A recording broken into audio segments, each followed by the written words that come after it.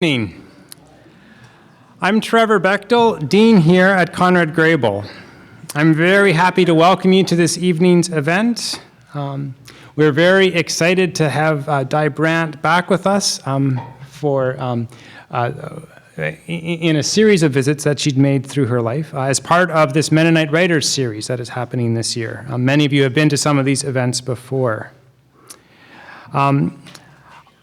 I would like to quickly turn things over to Rob Zacharias, who has planned these readings for us. He is the Banting Postdoctoral Fellow here at the University of Waterloo, and he's associated with the Department of English Language and Literature. He has a research focus in Canadian literature, a special interest in Mennonite writing. He's the author of Rewriting the Break event, Mennonites and Migration in Canadian Literature, and he will be the keynote speaker at a Mennonite writing conference in Fresno in just a few weeks. Rob.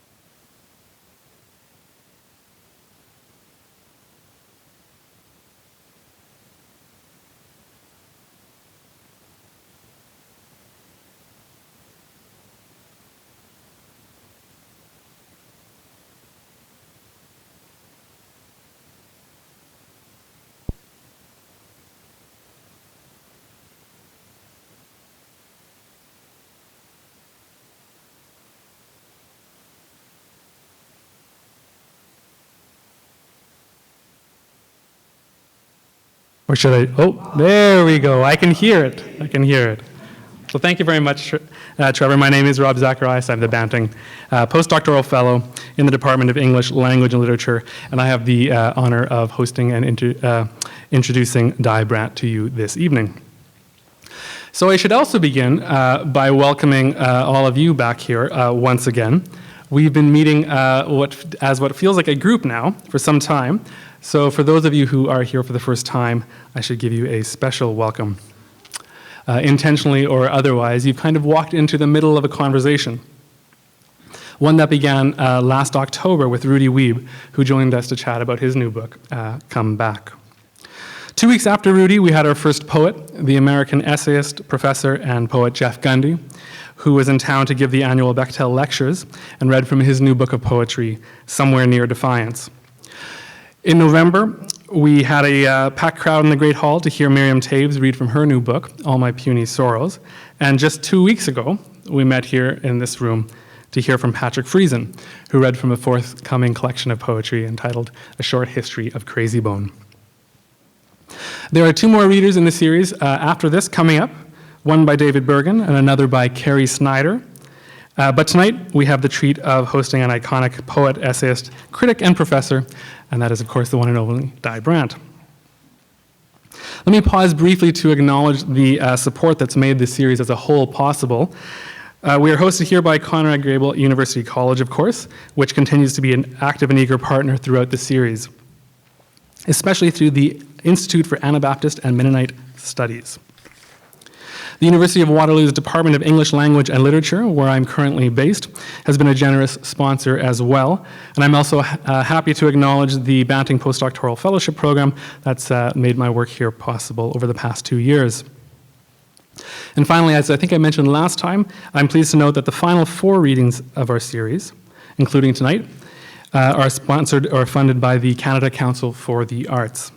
And our thanks do go to each of the institutions for making it possible to bring in authors from across the country and to enjoy their work. Born in Winkler, Manitoba, and raised just a few kilometers away in Rhineland, Di Brandt is a fixture of both Mennonite writing and of Canadian literature more generally. She holds an MA from the University of Toronto, and a PhD from the University of Manitoba. And her teaching career has brought her from the University of Winnipeg to the University of Windsor, and before returning her to the prairies in 2005, where she held a prestigious Canada Research Chair in Literature and Creative Writing. And she is still there today teaching and writing. Di has published more than a dozen books of poetry, fiction, literary criticism, and creative essays. Her first book of poetry, Questions I Asked My Mother, was published in 1987. The daring and experimental collection quickly established her as a poet of importance in Canada. It won the Gerald Lampert Memorial Award, and it was shortlisted for the Governor General's Award, as well as the Dillon's Commonwealth Poetry Prize. Her next book of poetry, Agnes in the Sky, won the McNally Robinson Award for Manitoba Book of the Year. The next book, Jerusalem Beloved, was again shortlisted for the Governor General's Award and won Brandt the CAA National Poetry Prize. Her 2003 collection, Now You Care, was a finalist for the Griffin Poetry Prize and the Trillium Award. And her 2010 collection, the multilingual Walking to Moyakar, was a finalist for the Pat Lauer Award. This last text includes a fascinating section of poems entitled Hymns for Detroit, which consists of a series of creative translations. There's an E in brackets stuck in there. I don't know how you pronounce that word, but of traditional German Mennonite hymns. Di's poetry, for those of you who know it, is wide-ranging in its focus, but consistently impassioned and urgent. She frequently does away with petty things like capitalization and punctuation. In reviewing her first collection, the noted Canadian critic George Bowring suggested that Di, quote, writes with a knife pulled out of a woman's heart. And it's a description that still holds true today. Writing in the Georgia Review, Jeff Gundy suggested that Di's poems, quote, live and breathe because she's reckless about everything, willing to risk the dignity or image and even old positions and angers to get at the true condition of present things, end quote. Recently, Dr. Tanis MacDonald published a selection of Di's work as a book in the Poetry Laurier Poetry Series, and she opens her introduction with a stark assessment of Di. The importance of Di Brandt's poetry to Canadian literature, she declares, cannot be overestimated. Di is also a noted critic, and her critical writings include the 1996 collection, Dancing Naked, Narrative Strategies for Writing Across Centuries, and the 2007 collection, So This Is the World, and Here I Am in It. She's also the author of Wild Mother Dancing, Maternal Narratives in Canadian Literature, and with Barbara Goddard, the editor of Wider Boundaries of Daring, which won her the 2010 Gabrielle Waugh Prize for Best Book of Literary Criticism in Canada. She also works across genres with musicians and film and dancers. 2009, she shared the Forward Gold Medal for Fiction for her novel Watermelon Syrup, which is a unique collaboration with Annie Jacobson and Jane Finley Young. She's currently the Manitoba Public Library's writer and residence, and in addition to all these accolades, she's also my cousin. I'll take that. So as has become our custom, I've asked Di to read here for about somewhere between half an hour and 45 minutes, after which I'll join her on stage for a quick conversation about her work before we open it up to a larger conversation that we invite you to join us through some questions. The University of Waterloo's bookstore has joined us once again. They've set up just outside these doors.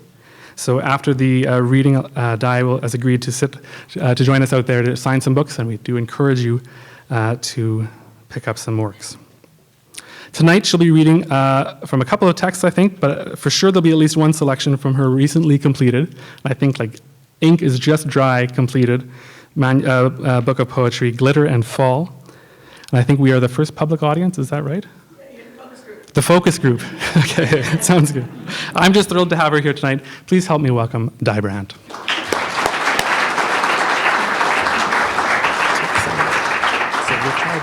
Thank you. Thank you. Do you want to try your lapel mic to see if that works? Well, should I do this? I thought we were going to do this here, and then I'll do it that one there. Or what? That's on. Okay. Okay. All right. Thank you for that lavish introduction, Cousin Robbie. Lovely to be here again among so many old friends and some new faces as well. Thank you so much for having me as part of this very prestigious series. And after we made all the arrangements, then Robbie said, you have to read new work. So that was like a big challenge. It was actually wonderful because it sort of was a little prod I needed to finish my new manuscript, which I'm going to try out on you. I don't think I've read it to anybody so far. So you have a lot of responsibility on your shoulders. Give me the first feedback on it. I don't know what you'll think of it, but anyway, I'll try it out on you anyway. But I'm going to start with reading a few poems from the Hymns for Detroit, from my book Walking to Mohawker, which some of you know, or some of you have read. And I want to read some of those poems partly because they are sort of I think they are genealogically connected to the poems that I'm going to read you from Clitter and Fall, and also because they began here at Conrad Grebel College. Is Carol Ann Weaver here? No.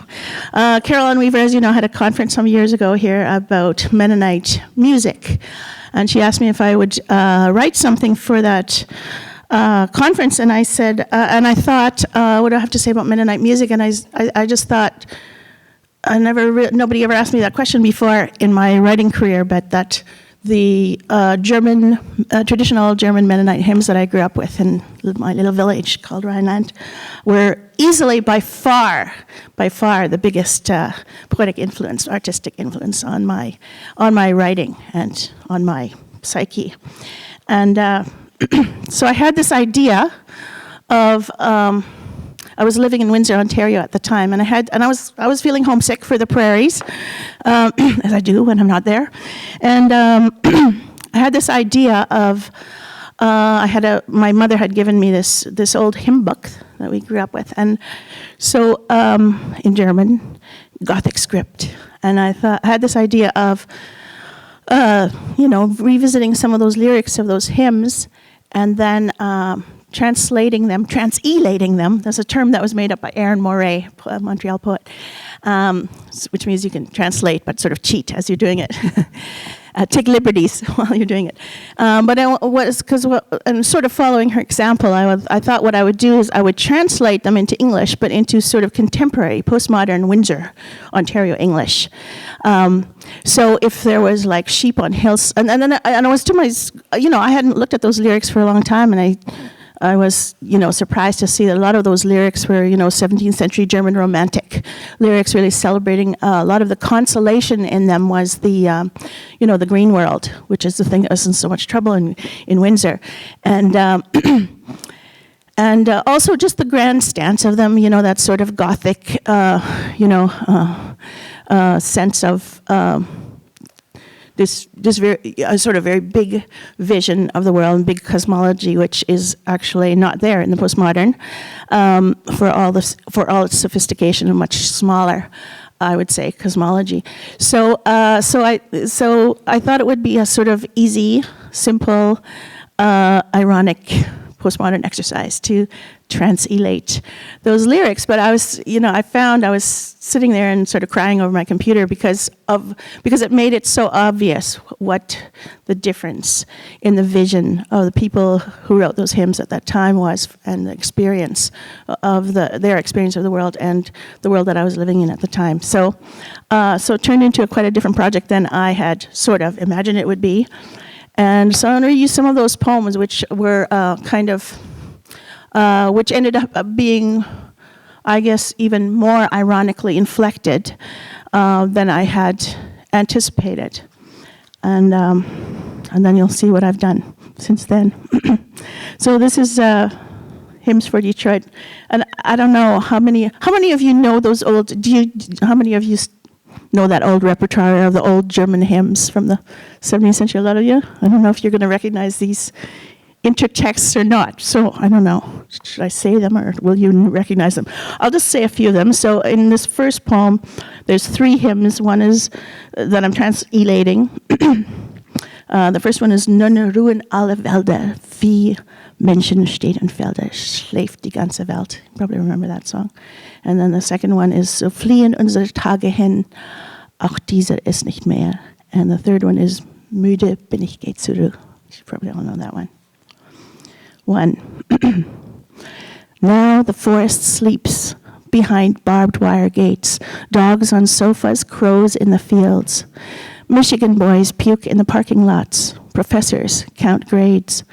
The border is on orange alert. Somewhere above the green, fluorescent smog, chromed stars shimmer. See, All around us flash invisible silver shields. Another day is gone.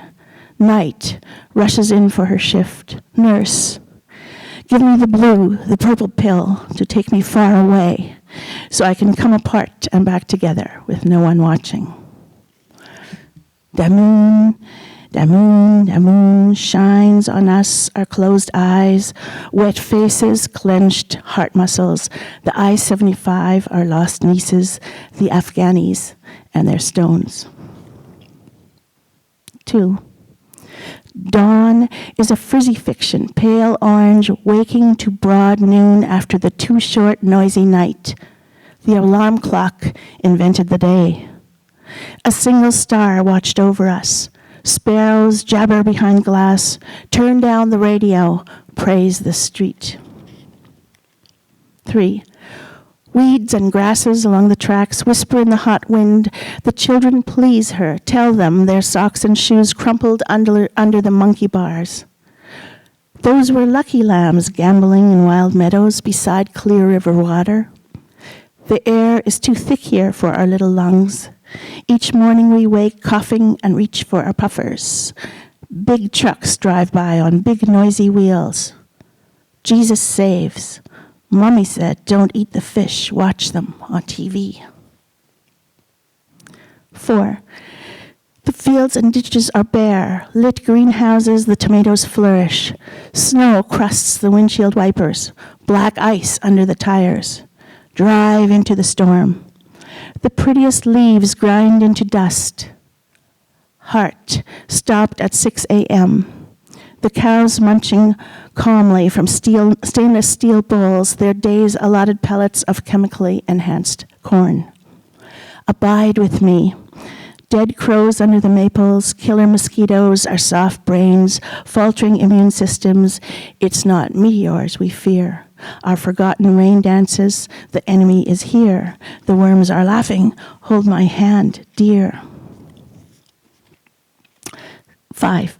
Oh, you beautiful, wrinkled omas looking down at us from just above the ceiling, fat, aging cherubs in long brown skirts and black crimson-flowered babushkas laughing today where recently you frowned, munching gold figs, telling naughty jokes, wailing the old wild song, sweet, sweet blood, open sky, come back to us, come back to you.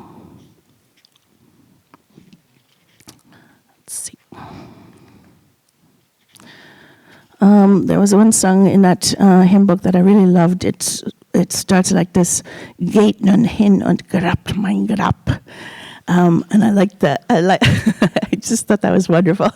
Speaking as the dead person, giving instructions for the funeral from the voice of the dead person.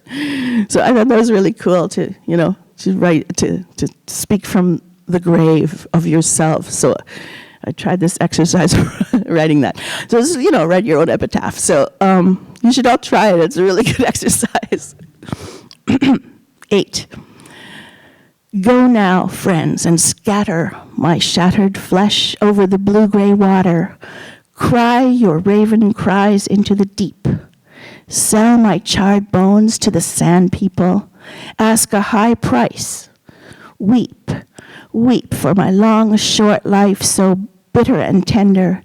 Eat, drink this fruit, this red wine, the sweet hurt of sweet earth, the wind's cry, bright-colored spirit fish down under. And this one is actually based on a little folktale that we used to tell that you maybe know as well. So the rest of them, I have the German text in the book as well, but this one is actually from the Plattdeutsch. Someday, when I am big and you are little, you will sit on my lap and tell me this same story of how the bear lost his tail, waiting and waiting for the fish to bite under the ice. Ouch! Tugging and tugging, and that tricky fox laughed and laughed all the way home, and then I will hug you, just the way you are hugging me, the way you are hugging me now. I don't know if the rest of you thought that. Did you think that? That when you were little, that the big people were going to get little and the little people would get big? That's what I thought. Hasn't quite been that way. In a way, I guess. I'm getting littler now. Okay, so that's some of the hymns for Detroit, and I'll just give you a little backstory to this manuscript that I've just finished. It sort of started off as a sort of joke, and if it hadn't started off that way, it wouldn't have probably started off at all, or it wouldn't have happened at all. So what it is it's a kind of transelation. Now it's even fancier word, it's transinhalation. You know that term? This is Robert Mazel's made up this term. He's another translator from and writer from Montreal, which is where the most interesting translations and transinhalations are happening in Canada right now. And in Brandon, Manitoba, where I live, we have a very interesting exchange program with Chinese universities. So we've been getting a lot of Chinese professors coming to Brandon. And so China wasn't really, I've sort of traveled a lot of places in the world, but sort of China wasn't sort of a place I have ever been to or was really imagining going to. So, but it's sort of China came to me, I feel. So it has been coming to me now for a few years. And so one of these visiting professors gave me a recent translation of the Tao Te Ching, which is an ancient text of poetry, which is sort of a sacred text of the Taoist religion, and by Lao Tzu. And some of you will know this text. And I was looking at this translation, and I hadn't thought about Taoism for like ever so long.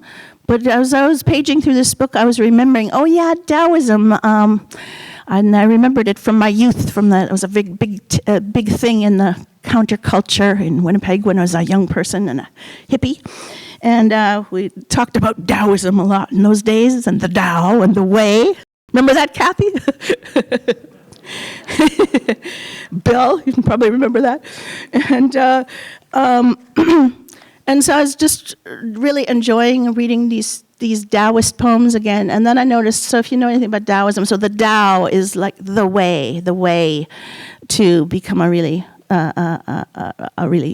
good human being and to find salvation, so to speak, and to really become a fulfilled being. And and the poems take a lot of pains to emphasize that the Tao is not something, it's not a mere material thing. The way is not something that you can see or smell or touch. It's like a big emphasis on the non-materialist origin of everything that is, and that's just as I suppose all religious texts and traditions do, is like emphasis on remembering the non-material part of our lives and the spirit part of our lives. And I was noticing that this particular translation was translating the Tao, you kept using the pronoun it for the Tao. And I thought that is so the wrong pronoun to use for the Tao, because it's like such a thing-like pronoun, and the Tao is so not thing-like. So I thought, I wonder what would happen if you used a different pronoun. And then I thought, but what other pronouns are there? There's not that many to choose from. So I thought, well, what if you said she for a change? So I just was dabbling in that, just trying to, just playing around really with some poems. I was like trying to, what if you rewrote this and made the Tao be she?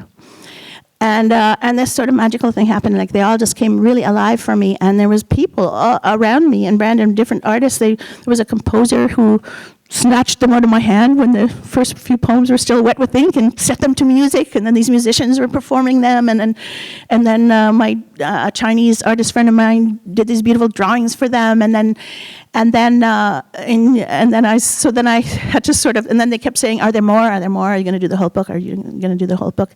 And eventually I started sort of taking that project seriously and I thought I would try doing the whole book. And it got harder after that, because it was sort of, when I was just doing it as a lark with no commitment. It was just a little language game, really. And then when I started doing it, sort of intentionally, I was just quite daunted, because, it's a sacred text of billions of people. And so I'm just wondering how, just felt a lot of, humility and temerity to be playing around with that text in that way. And I was a little bit anxious about the kind of responses I would be getting from people. But again, there was all these people who were like, right away came and it's just, of all the books I've ever written, just the most sort of active affirmations that went along before I even really knew what I was doing. So that's a sort of the Taoist thing, to be in the way, because the idea of the Tao is if you're in the Tao, then the thing just flows and it just comes to you, and you don't have to work hard at it, it just comes. So, and so I'm going to read you some of these poems in which God is she, the cosmos is she, the people are she. Because in the original poems there, it's there is a lot of sort of the mysterious female, and there is a sort of sense of the divine as feminine, but it's not spelled out very much. But since then, I found out that actually, in the traditional cosmology of ancient China, and of Siberian shamanism, which actually influenced the development of Taoism, had very strong goddess figures. So this is what some of my friends said. Actually, you have restored the Tao to the original cosmology. And then, and as I was writing it, I started having, there's this whole mystical tradition in Taoism, and I started having all these visions and all these mystical experiences and synchronicities and things. So it's been really an interesting experience coming out of this, like I say, just a lark to begin with. And okay, I'm going to try them out on you, and you can tell me what you think. See if the Mennonites are okay with calling God a woman, calling her she, I mean. So it's called Glitter and Fall.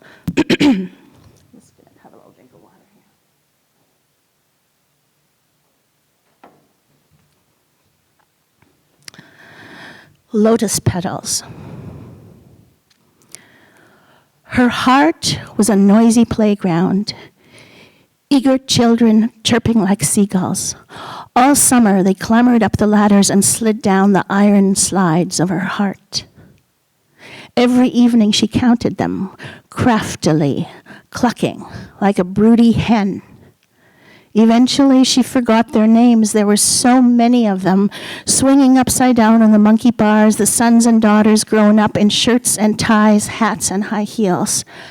Settling herself dreamily in her downy, empty nest, she seemed dazed, a trimmed midsummer willow pole, humming in her carved rocking chair, nuzzled by wasps, sung to by drying leaves.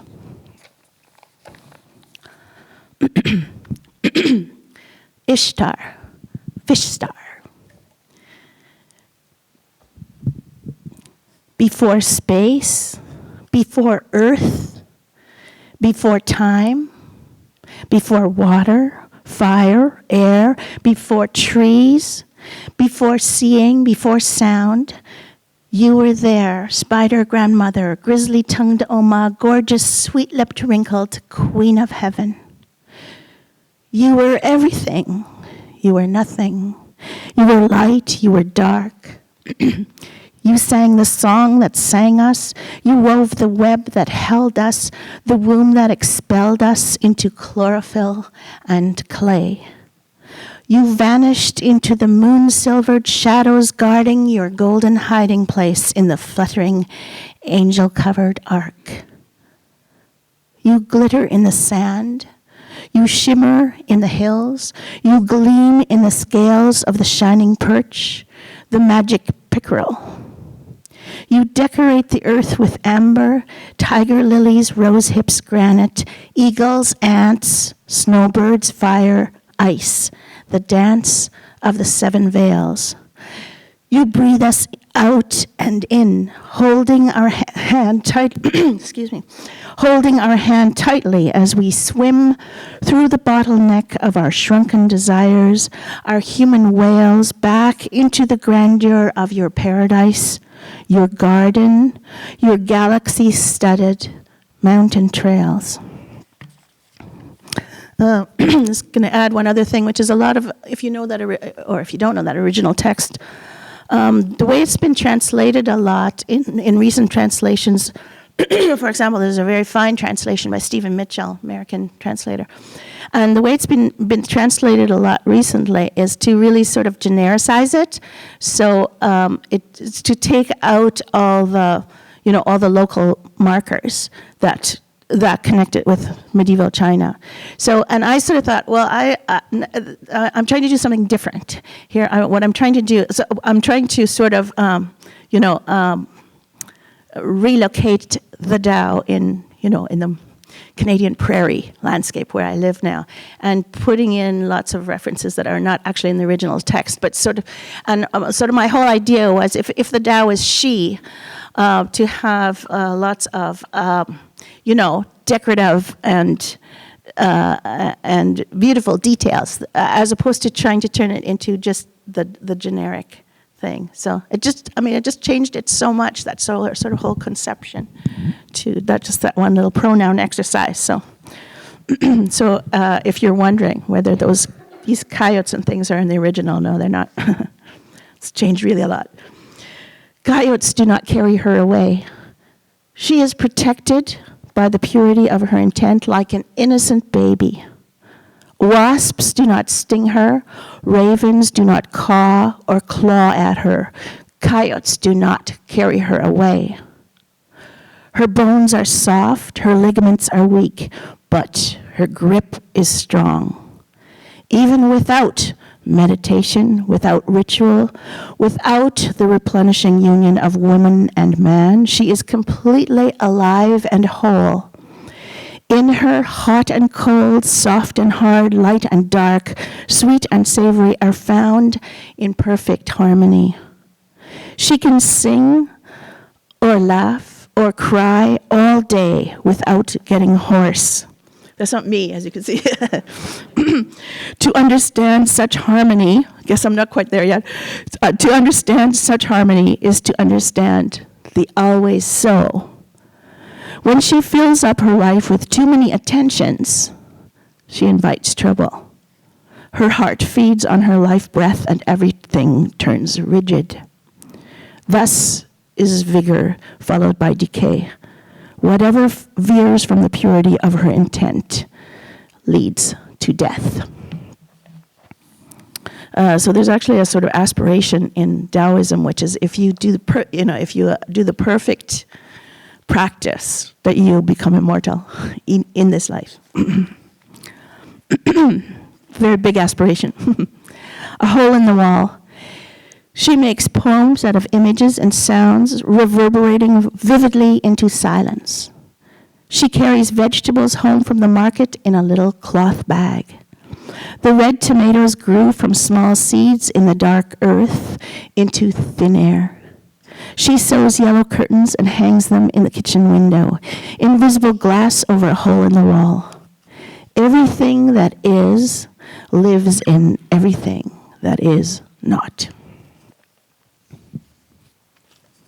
How delicious, how fragrant. She walks to her office each morning and switches on her computer. The light in her solar plexus keeps her from trading on the market of harm.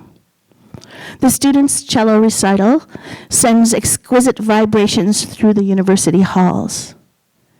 Candlelight glints and shimmers through the cognac and brandy glasses on the tables of the alumni dinner. How different the stillness in her backyard at midnight. Leaves rustle, stars glitter and fall. Earth breathes silent fire into the air. No crickets, no moths, no chickadees sing. and yet how lit up the emptiness, the darkness at the core of the tree of life. How radiant, how delicious, how fragrant for those who know its charm. Prairie lilies. She was there before you, before everything. She will be there long after you. She longs after you. She, the great mother, gave birth to heaven and earth. See, even now she cradles you in her starry arms. She kneads you with her silken paws, licks you with her rough tongue, her tiger-scented breath. High bush cranberry. She strides through the city like a queen. Her silver wolf coat, earned in recent dark days, sways above her shapely ankles. Presidents hesitate over their coffees in their silver bank towers. The rivers may flood their banks again in spring. The libraries are giving away their books. A woman sits all morning in an empty room. She burns beeswax candles and sage. The rainbow-colored snake in her spine unfurls into limitless sky. 1,000 shimmering pale pink rose petals rearrange themselves geometrically around a purple core. The more open her heart, the less interested, less interesting the newspapers, though who can resist in these days of worry and unrest, despite these many centuries of training and reflection, the adrenaline rush of fingernails and knives. The ladies of the sky court, their coiled hair shining in the starry lamplight, dance their gracious courtly dance. Not so down here, where such beauty has been lost. The stars flare incandescent from their icy galactic distance. Knowledge may be the flower of doctrine, but it is the beginning of folly, a fierce whistling through the dark. Therefore, we who wish to regain our ancient wisdom tread our dancing slippers on polished wood, not on shavings. We save our ooh-la-las for the berries and the jelly, not the blossom. We make the choice. Gold-flecked veins of light emergent among the swirls of black. The forthcoming. There, among the quivering viscera, curled in darkness, the tender pulse of the future universe breathes in, breathes out. Feel her quickening, the first butterfly kicks of her royal feet and fists. Yes, even in you, who thought you were too old, or masculinist, or barren, getting ready to give birth. Who can understand? The Spirit enters even where there are no openings. Evergreens sway gracefully in the sun. The morning dove sends prayers at sundown over the heaving land. Ojo caliente. She surveys the world on eagle wings, circling around and around from the outside in to her small garden, silent in full moonlight in blue snow. She settles gently into the red-brown arms of the Siberian cherry tree growing there. She draws up living water through its curling roots from the deep earth's fiery core. Sometimes she travels down through the pungent rot of darkness to the glittering underground diamond river winding through its floor. Today, a grass-woven dragon boat awaits to ferry her along its reedy shore to a wooden palace. Slowly, the weathered doors open to let her in. Come, the royals in their embroidered finery beckon, come. A sun-beaten, wrinkled, smiling woman in a beaded headdress offers her a wooden bowl filled with light to take back up to share with the suffering air. Another day, she is swept up into the covered mountains to bring a human lullaby to the grassy nest of crystal-headed baby goslings hatching out our as yet unimagined future there. Royal Oak. She sits in her little room, looking out onto sparkling snow. The fire crackles in the stove. The smoldering wood seethes and hisses, dropping sparks into the ash below. She raises her arms to the bright full moon. Her heart cries for succor. The bustling world recedes from her view. Looking inward, she sees rubies glinting in her breast. Without pushing, the door to the banquet room opens. Her goodness is seen by all. Her work endures, sitting alone without speaking, letting herself become gnarled and twisted. This is how she returns to wholeness. And I'll just skip towards the end and read something at the end.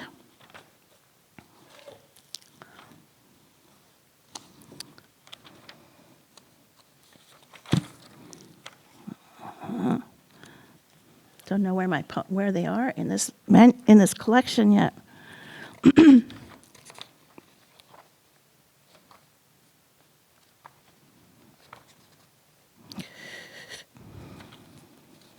one. Yeah. Old woman. She gathers sticks in a forgotten yard.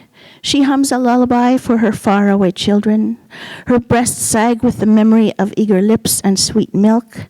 She is like a tree leaning over a swollen river, seeing her reflection in the rushing water and holding firm, rooted in earth and fire, breathing wind. Of woman born, she is despised, rejected, she has no name. Yet in her secret heart she carries the prize ruby, which has more power than anything under heaven. If presidents and CEOs carried even a fragment of this ruby, the people of the world would bow to them in homage. Heaven and earth would conspire to send sweet dew. There would be no law or sanctions, and yet people would dwell in harmony. To her who listens to the voice of heaven, everything will be given, the way rivers and torrents flow into the sea. Maybe I'll stop there and we can have a little chat. Shall we do that? Yeah. Thank you. Thank you, Di. It's so lovely to have you here. Oh, so nice to be here. Let's, this is the first I've heard of these poems as well. And I'd love to see them. I find that when I listen to poetry, I'm too busy listening and enjoying it, and I need to be able to see it, to kind of grasp it, and to see how it functions and what's going on. And I'm interested in particular about this this book, in that it comes out of this last one and this question of translations. So, in walking to Mohakar, she was coaching me on that before over dinner. Well, got it out. Yeah, thank you. The way you've set up the translations is you've got the German on the one side, and then your translations on the other. And so someone like me can read the German, or can struggle through some of the German and see how that functions. You've also worked with translators. There's a couple of other people acknowledged in the book. Is something similar going on in Glitter and Fall? Are you planning on having the translation of the two side by side, so there's a contrast that's possible, or how are you running it? No, I don't think so, because actually I didn't, I found that this was not an ironic exercise for me, as I was explaining. It turned into an actually pretty serious, sort of spiritual engagement with Taoism and the Tao. So even though it started off with this sort of little language game, I felt it actually that I was really engaging with the spirit of the Tao.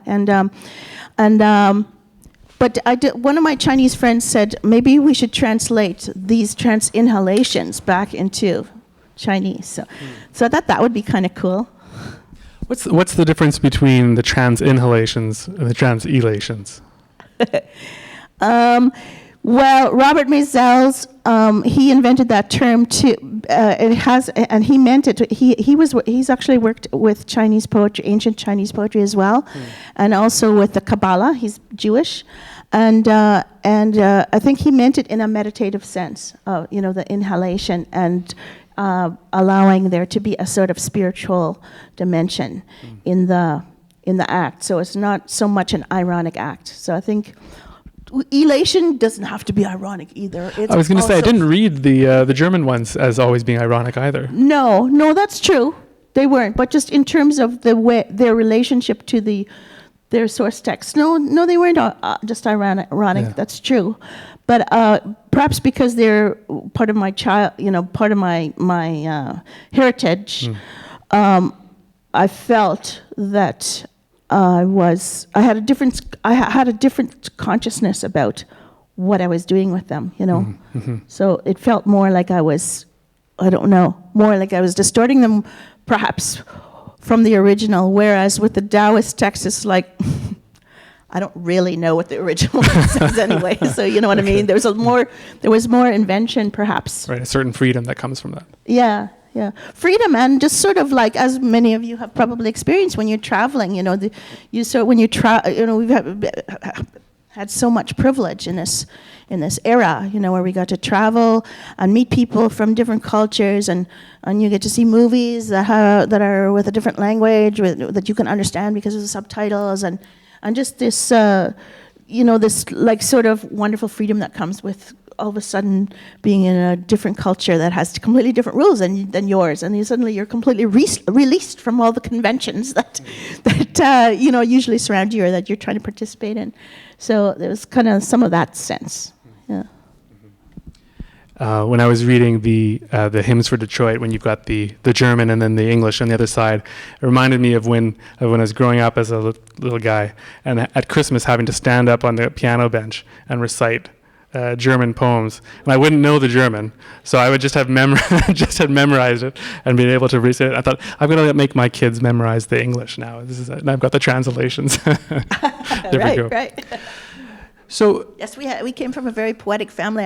My grandmother and Robbie's great grandmother was, it was like a salon. So Christmas and Easter, all the huge family, all the grandchildren had to recite long poems from memory, and it was very high stakes competition between the families. But you better not screw up on one of those verses you get back when you get home. It was like a festival, poetry festival. Yeah. We had Patrick Friesen here a couple of weeks ago, and when I was driving him back into Toronto, I had mentioned that Di was coming next, and he was telling me some stories about the Winnipeg days. And I wanted to confront, no, I'm just kidding. One of the things that he mentioned to me that I thought was really interesting was that I think this must have been before, maybe you were doing your MA, but he said to me that he had tried to convince Di not to do a PhD. He said, it'll kill the poetry. It'll kill the poetry. And this is a sense that I've heard time and again from writers, that there's almost like there's a tension between the artistic voice that the poet has and the academic voice, as if these two are, if one comes in, the other's got to go. And yet you seem to be someone who's managed to excel at both of them. Is there a sense that these are the same voices for you? Are they in tension? Is that a productive tension, or how does that function in your creative Well, I do think that those different languages come from a different side of your brain. I don't know. Do you write poetry? Not that I show anybody, no. Did you write stories? I've read some of your stories. So, it comes at a sort of different part of you, a different way of thinking. So, in my experience, when it's working well, they all inform each other in a really beautiful way. And then there's the days when it feels like you're getting pulled apart by it.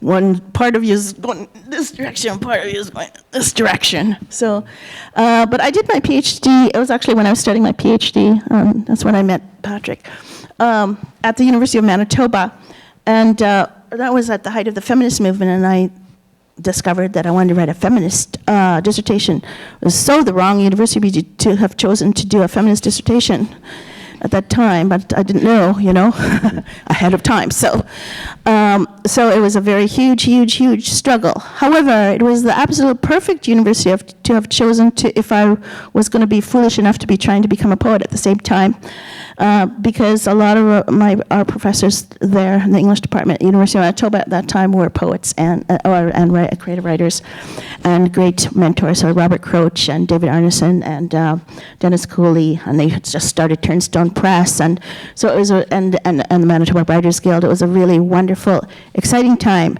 to become a writer in Manitoba at that time, and we all felt like we were really part of such an exciting project, and so it was really great in that way. And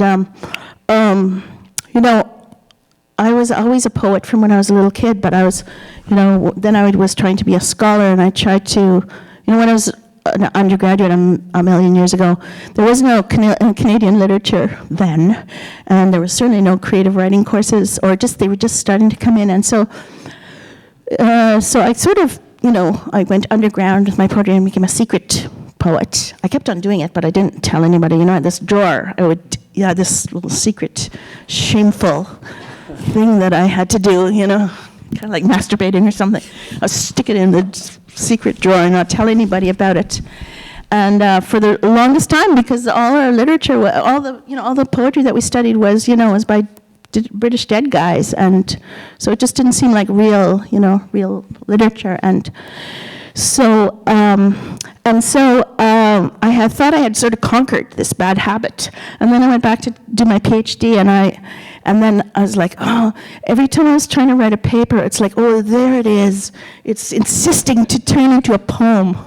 Damn, there it is again. And then I discovered that this wonderful thing, which is, it was sort of how I accessed it it's probably all sounds very troubled, and it was, but anyway, it's sort of how I came back to my poet self, because I was trying to be analytical or write a paper and walk the line of an argument or something, and then out would come this poetry, and I found out that if give me a stomach ache, unless I had another piece of paper beside this other one, and if I write the poem, then it would let me write the paper after it. So in that way, they were a real good team with each other. Well, yeah. Was Wild Mother Dancing? Yeah. That's your dissertation? That was my dissertation. So you were writing Wild Mother Dancing, that's the academic book, at the same time that you were writing Questions I Asked My Mother. No, well, I wrote Questions Asked My Mother when I was doing my coursework before I started the dissertation. So there's clearly some overlap here. Really, that's really interesting. Let's stick on that time frame in, what is this, 80s? Mid-80s. Mid-80s. Yeah. So there isn't a real consciousness of the Canlit's getting going. There's creative writing happening. And you're in Winnipeg, not the place to go to write the dissertation, but the place to go to do the poetry.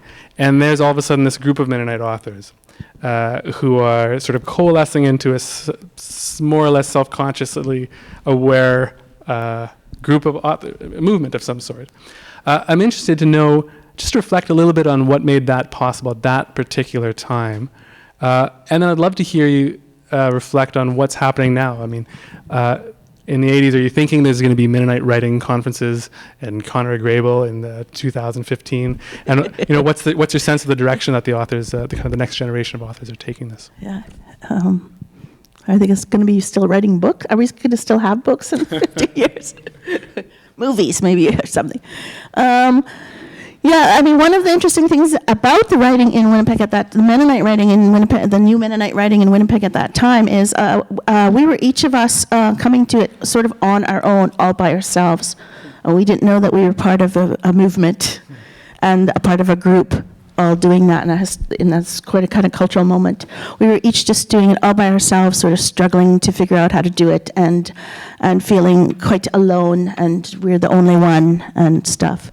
And then I always imagined there was a room somewhere where all of you were in at the same time writing. Yeah, but then we were all, then all of a sudden we were all in a room together celebrating this together, but we all came to it alone. So that was so interesting, that we each came to it like that, by ourselves. And then all of a sudden we found out there was a whole bunch of other people doing that too, and that we were part of this whole moment. And what made that happen? Well, I guess we have each of us theorized it in our different ways of what was going on at that time. But I guess one of the ways I've explained that to myself is we were, like the 60s, the 60s happened, which, the new media, transistor radios on television happened, and they destroyed the traditionalist separatism that our people, they were very, very, very traditionalist, and they had managed to stay traditionalist they knew how to stay that way, staying out of the modern media. They had this actually aspiration to stay out of modernity, quite an ambitious project, and they had sort of managed to do that more or less for 400 years, and in hostile landscapes. And a few years ago I was in Berlin for a sabbatical, and I was just so astonished to see how they're still singing the same old songs there, and they still make the same Gurkensalat exactly the way our people did. And then I started being proud of the traditionalism, thinking that's amazing that they kept all that old repertoire perfectly, precisely, exactly the same over so many, over 400 years of exile from that place, which is very hard for anybody to do now. But then in the 1960s, when television came, they were unable to resist that, as every culture around the world, I think, is impossible to resist the power of television, because you can get to the children so young, and you don't need to have any reflection. You don't even have to know how to read and stuff. And the transistor radios, because up till then it was like the dad got to control the news dial. Nobody, you couldn't listen to anything except CFAM, classical music and stuff. And then, transistor radios, you could listen to the Beatles, and they didn't even know what you were listening to and stuff. So, so that was happening, and the corporatization of the farming was happening at the same time, and modern school education was becoming mandatory. So there's all these changes that were happening to the culture.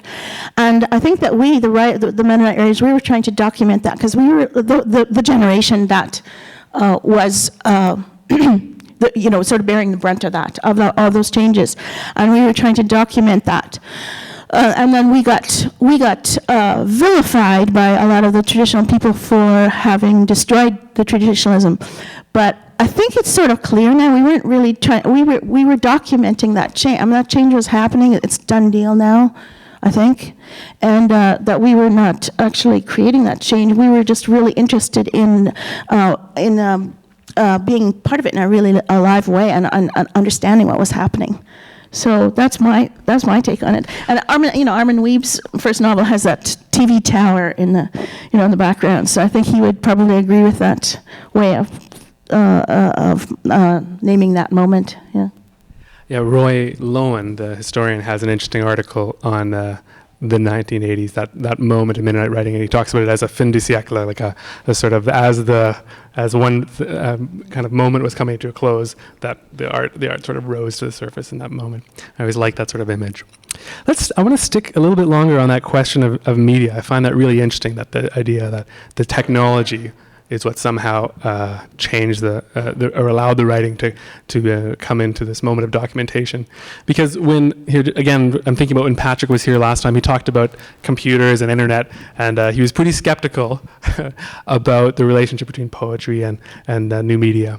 And in some ways, I expected, your work has been so eclectic, you've been working across so many boundaries for some time now. I kind of expected maybe Dai would embrace this in a different way, and I'd love to hear your thoughts on that. And it reminded me of an interview you did some time ago with, I think, I wrote this down, CV2, and you declared that I'm just going to quote you here, quote, "Electronic media needs poetry more than poetry needs electronic media." Can you elaborate on that a bit?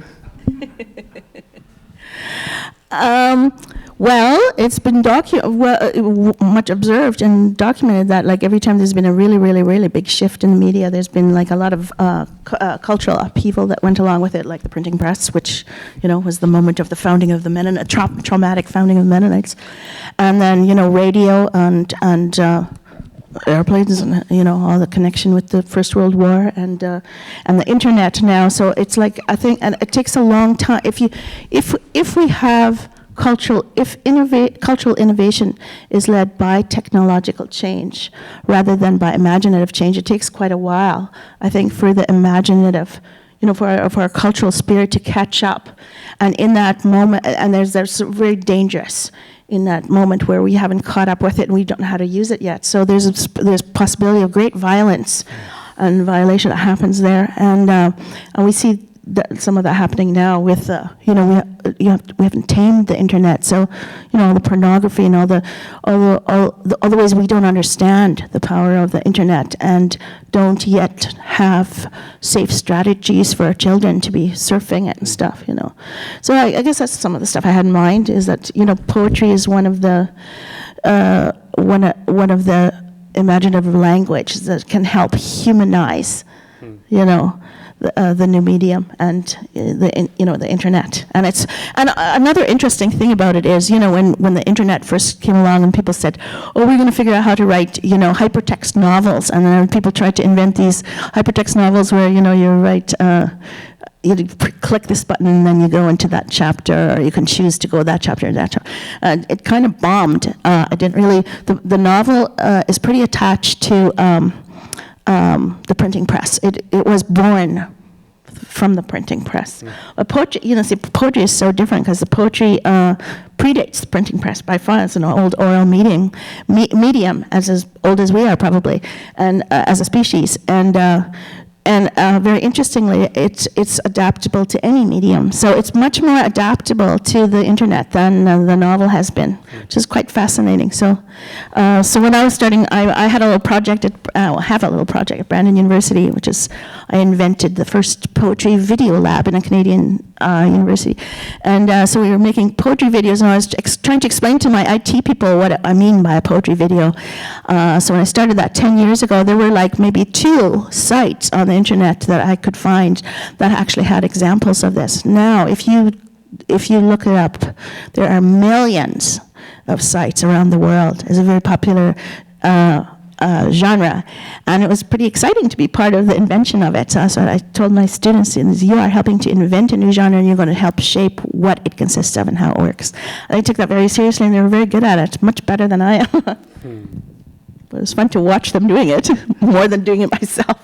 Yeah, I was in Brandon, what was it, last year, and I walked, and she showed me her poetry lab, and she says, here's the poetry lab, and she opened it up, and it was all these cameras and everything set up. It wasn't what I had in my mind. I was expecting, some bucolic, pastoral scene, but something quite different. Let's open it up. We've got time for a few questions. Does anybody have a question for Di? Sure, in the back, please. Hi, Brian. How are you? Good. Nice to see you.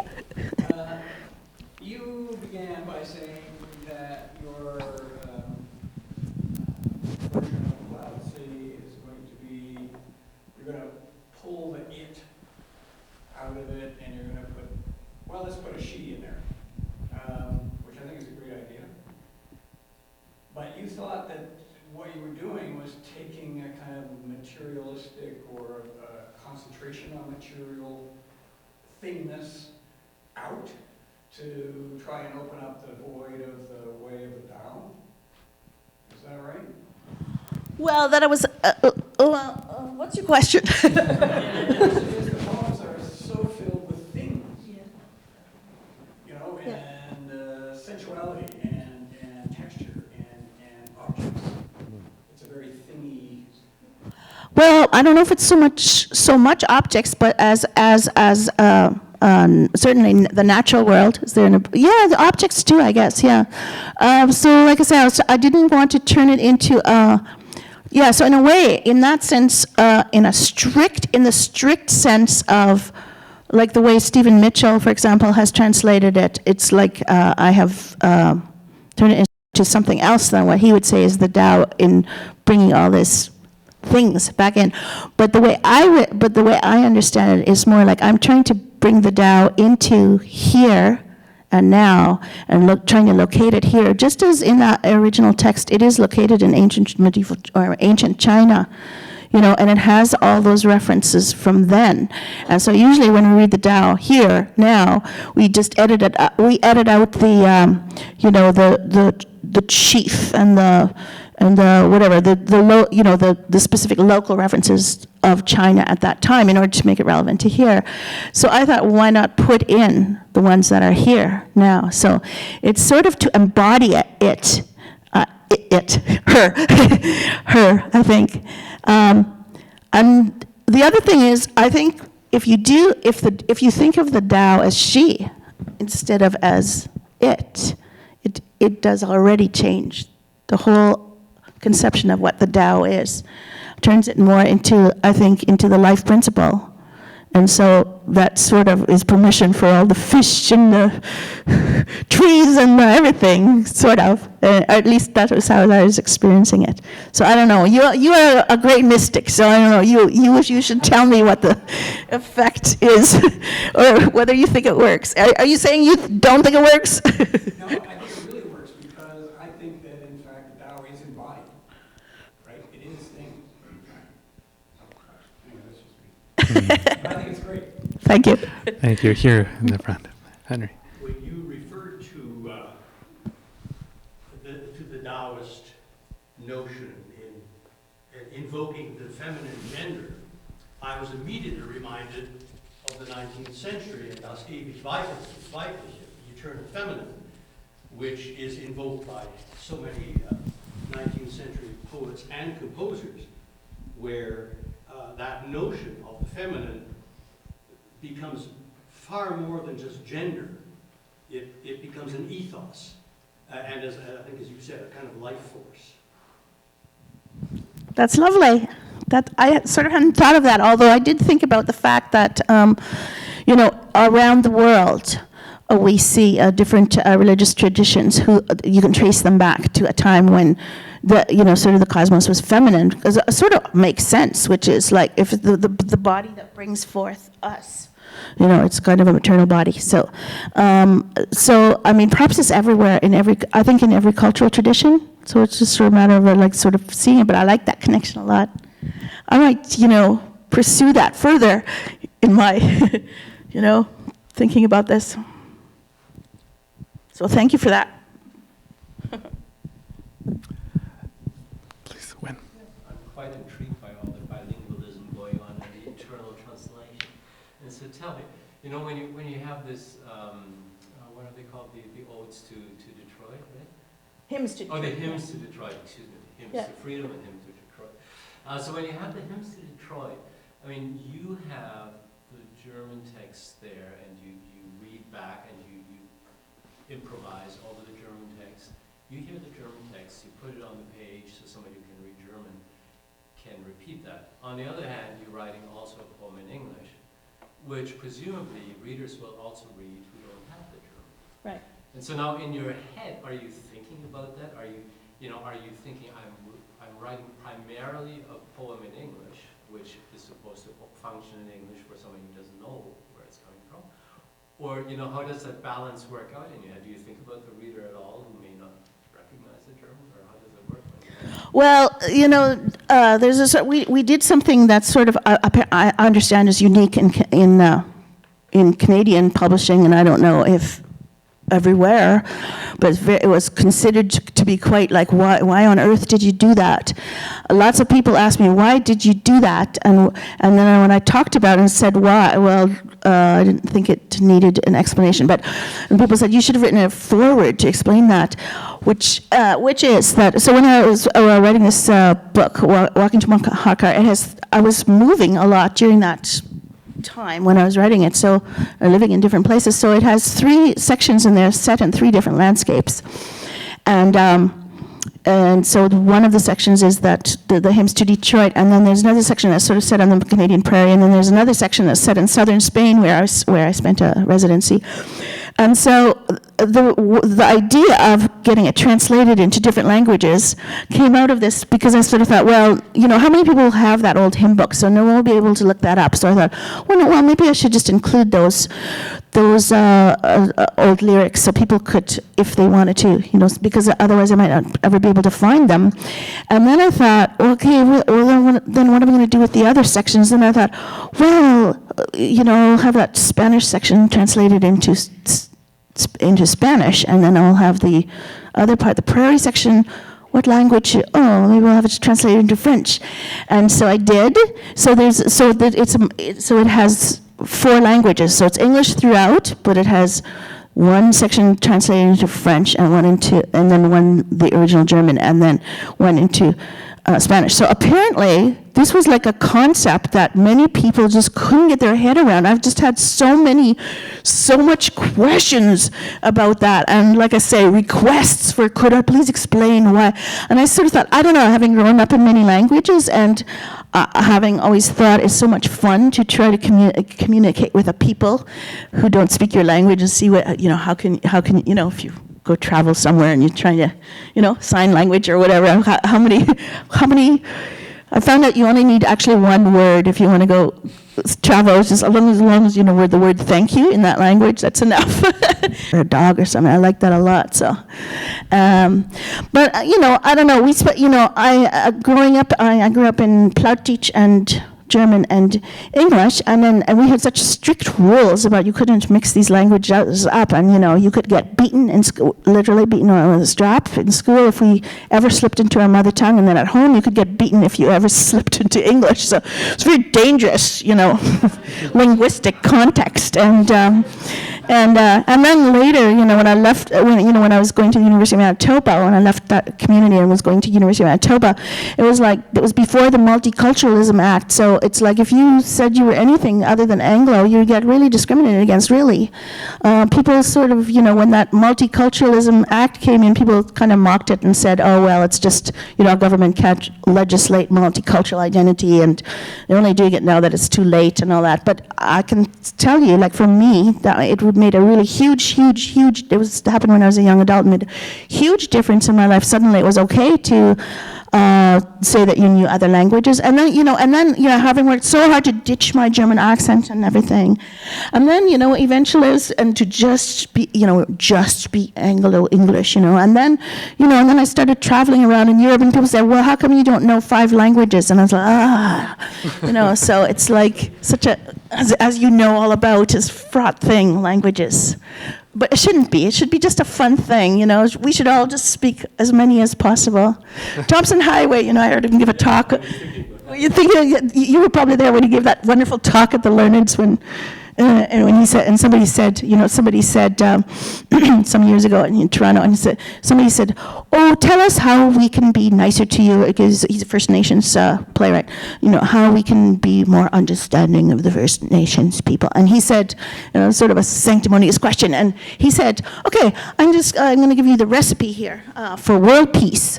He said, learn everybody's languages. And he said, "I learned your language, how come you haven't learned mine?" And he said, "I'm working on my 13th language, by now he's on his 18th or something." And he said, when you learn somebody's language, you acquire part of the soul of that culture. And also, it's humiliating, because you have to become like a little child, right? While you're learning to speak it. And he said that's the most wonderful thing that people could do to learn how to understand each other interculturally.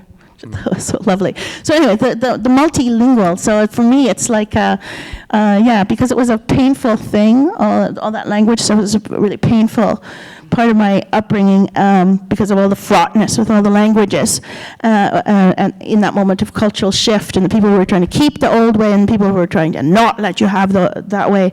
But so come back to it as a playing field now, which is really fun and nice. Yeah, it's my revenge, I guess, or my reply. But I guess the other part of the translation act of this was that, so people said, well, you should have explained this too, which is like, because so I started thinking about that, which is like most translations are acquisitive, which is you are trying to translate somebody else's language into yours and bring this stuff over into yours. But what I was actually doing in this book was giving it away into these other languages. So that was another part. I think people didn't understand translation as a giveaway. But why not? Yeah, hearing you speak, it kind of reminds me of that distinction between multiculturalism and multilingualism, right? Because we can talk about multiculturalism, but when we don't have the language, it reminds me of the first collection of Mennonite writing in Canada, Harvest. First half was in English, second half was in German. And that's such an interesting text, right? Because in an introduction, it's absolutely framed as a gift to the people of Canada so you can get to know us better. But half the book is in German, some of it's in Plautdietsch. And the editors were absolutely aware of this. And the last story of the English section is all about this playful character who wants to have all the church papers published in Russian so that nobody here could understand them. I think we have time for maybe one last quick question. If there's one out there, someone has to get one in. Sure, Kyle, please.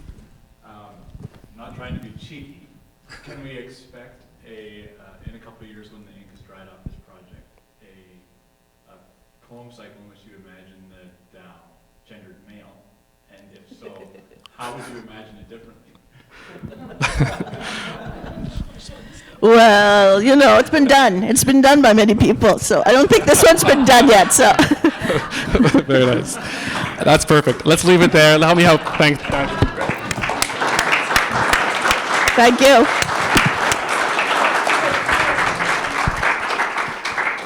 Before I let you go, let me remind you of the next couple of readings we have in the series. In 2 weeks' time, Wednesday, February, the 17th or 18th? The 18th, thank you. David Bergen will be here. He'll be reading from his new book, Leaving Tomorrow. Unfortunately, I won't be here that day, but I get to pass the stage over to its rightful owner, which of course is Hildy Fraze-Thiessen, who will be hosting that night. 2 weeks after that, we have Carrie Snyder, who will be finishing up the series with a reading from her new book, Girl Runner. Please do join us for both of those readings. They promise to be excellent as well. Again, the university bookstore is set up just outside. Di has agreed to stick around and sign some books, so please take her up on that. And join me one more time in thanking Di Brandt. Okay.